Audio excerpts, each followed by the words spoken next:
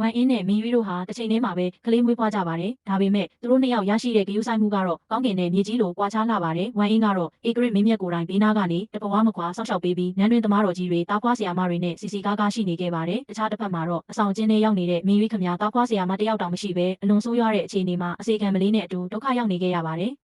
မင်းရွေးရဲ့အစေခံမလေးဟာဧကရစ်စီတွားရောက်အကူအညီတောင်းပေမဲ့ဝမ်အင်းရဲ့အနီးကပ်စေခံကဒီညတော့တီးခံပြီးမနေ့ကမှမွေးပါဆိုပြီးရက်ဆက်စွာပိတ်တားခဲ့ပါတယ်။လူအသက်နဲ့ဆိုင်တဲ့အရေးကြုံလာတာကြောင့်အစေခံမလေးဟာညရင်းချင်းမင်းသားကြီးစီတွားရောက်အကူအညီတောင်းခဲ့ပြီးမင်းသားကြီးကတားခွားဆရာမချက်ချင်းခေါ်ပေးခဲ့လို့သာမင်းရွေးတယောက်ပေးကင်းခဲ့ရပါတယ်။ဝမ်အင်းကဝဝတုတ်တုတ်ချစ်စရာမင်းသားလေးကိုမွေးဖွားခဲ့တယ်လို့မင်းရွေးကလေးမွေးဖွားချိန်မှာတော့ကောင်းကင်တစ်ခုလုံးနေမြန်းတဲ့တိမ်တိုက်တွေဖုံးလွှမ်းသွားပြီးကံကောင်းခြင်းတွေတည်ဆောင်လာမဲ့မင်းသားငယ်လေးကိုဖွားမြင်ခဲ့ပါတယ်။ဧကရစ်ဟာမင်းရွေးရဲ့အေးဆက်တဲ့အမူအရာကိုစိတ်ဆိုးနေတာကြောင့်သူမစီသွားမကြည့်တဲ့အပြင်ဝမ်အင်းရဲ့သားကိုပဲအိမ်ရှိမင်းသားချက်ချင်းခန့်ဖို့ပြင်ဆင်နေခဲ့ပါတယ်။ဒါပေမဲ့မိဖုရားခေါင်ကြီးကမင်းရွေးရဲ့သားငယ်လေးကိုပွေ့ချီပြီးခေါ်လာပြတဲ့အခါမှာတော့ကလေးလေးရဲ့ဖြူစင်ချစ်စရာကောင်းမှုကြောင့်ရက်ဆက်လာတဲ့ဧကရစ်ရဲ့စိတ်နှလုံးဟာမြင်မြင်ချင်းမာနဲ့အေးပျော်သွားခဲ့ရပါတယ်။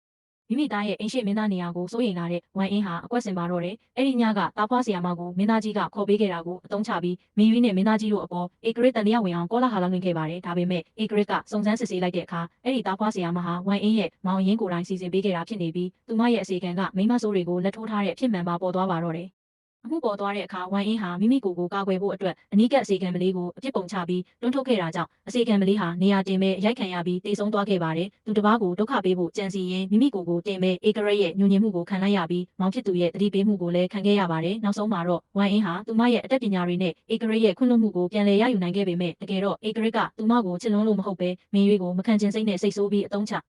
နေတာပဲဖြစ်ပါတယ်။